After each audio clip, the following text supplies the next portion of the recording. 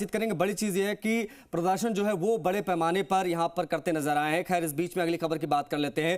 Congress screening committee की बैठक है आज 15 GRG कांग्रेस वॉर रूम में शाम 5 बजे ये बैठक होगी, मतलब अब से 1 घंटे के बाद। आपको बता दें कि चेयरमैन गौरव गोगोई है वॉर रूम में मौजूद। कमेटी सदस्य यानी गणेश गोदयाल भी पहुंचे हैं वॉर रूम।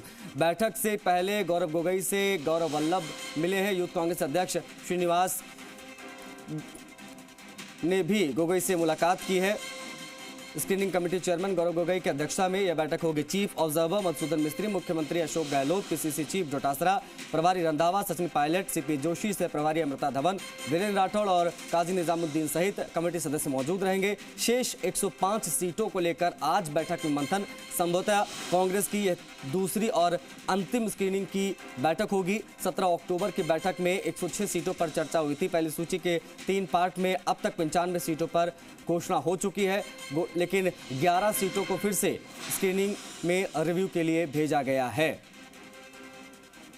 निजाम हमारे सहयोगी लगातार बने, उनसे बातचीत करेंगे। निजाम, 5 बजे से बैठक शुरू होगी। जाहिर तौर पर तमाम बड़े नाम हम बता रहे हैं जो इस बैठक में शामिल होंगे। अब ऐसे में 11 सीटों को फिर से भेजा गया स्क्रीनिंग में रिव्यू के लिए। कौन सी वो 11 सीटें हैं, किस प्रकार से माथापच्ची चल रही है, बताएं अगली सूची के लिए।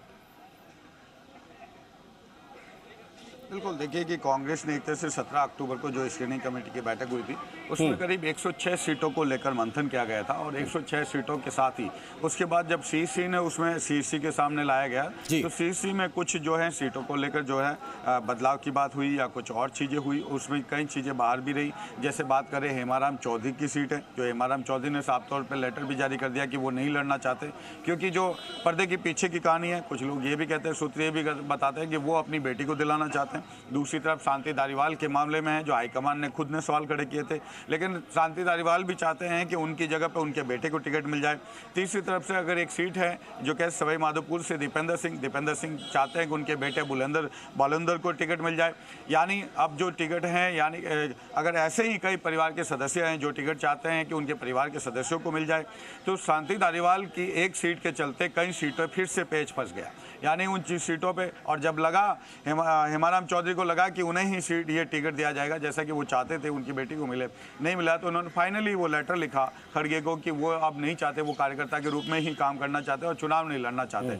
लेकिन अपने लेटर में ये नहीं लिखा कि जिसको भी टिकट देगी कांग्रेस उसको वो जिता के लाएंगे या उसको साथ देंगे। उन्होंने लिखा कि सिर्फ मैं कार्यकर्ता के रूप में रहूँगा, यानी कि वो जीत की जिम्मेदारी उनकी होगी, मेरी नहीं होगी। कहने का मतलब एक दबाव होता है, एक पॉलिटिकली कहीं एक एक्टिविटीज होती है जो दिखाई नहीं देती लेकिन पर्दे के पीछे होती है। इसी तरीके की कुछ चीज़ें ऐसी रही, जैसे कि आप बात करें, शोभा रानी कुशवाहा ने जरूर पहले ही उनकी घोषणा हो गई, उन्होंने बाद में ज्वाइन किया। कई लोग ऐसी कतार में हैं जो ज्वाइन करने वाले हैं, या कांग्रेस को लगता है कि ये जो है अंतिम अच्छा, एक चीज और निजाम, सहाड़ा की सीट क्लियर होने के बाद में भाई वो परिवार में सीट चली गई, उसके बाद में क्या लगता है कि ज्यादा अब परिवार में सीट जाने की चर्चाएं हैं, ज्यादा लोगों को टिकट मिलने की चर्चाएं हुई हैं, क्योंकि अमित धारीवाल भी क्यू में है। अब ऐसे में क्या लग रहा है? और दूसरी चीज ये कि पिछली बार 105 पर चर्चा हुई, 106 पर चर्चा हुई, 95 नाम अब तक फाइनल हुए हैं। अब 105 पर चर्चा, जो बाकी सीट बाकी है उस पर किस प्रकार से होगी, और अगली जो सूची आने वाली है उसमें कितने नाम फाइनल हो सकते हैं, मैं चाहूंगा इस पर भी क्या चर्चा चल रही, जरा बताएं। देखिए, बहुत स्पष्ट है कि अब जो स्क्रीनिंग कमेटी की बैठक हो रही है उसमें वो 94 यानी 94 वो सीटें जिन पे पिछली बैठक में कोई चर्चा नहीं हुई थी वो, और साथ ही 11 वो सीटें जिन पे भी कुछ चीजें बदली हैं, कुछ परिस्थितियां बदली है। जैसे जैसलमेर की बात करें, एक तरह से जैसलमेर में मानवेंद्र सिंह का नाम एक तरह से तय माना जा रहा था, लेकिन अगर मानवेंद्र सिंह को टिकट नहीं मिलता है तो साले मोहम्मद के लिए जीत पाना मुश्किल हो जाता है। अगर टिकट उनको पॉक्सन से मिलता है तो भी शिव के लिए है कि शिव को टिकट क्या अमीन खान को दिया जाए या फिर जो बानो है, सना बानो, उनको दिया जाए। तो इसके साथ ही अगर रूपाराम गर्ग का टिकट काटा जाता है जैसलमेर से, तो जो दलित वर्ग है या कैसे SC/ST वर्ग में उसके अंदर एक गलत संदेश जाएगा, क्योंकि वो 2 बार जीते हुए हैं, साथ ही वो एक तरह से वो फिर से जीत के दावेदार खुद को मानते हैं।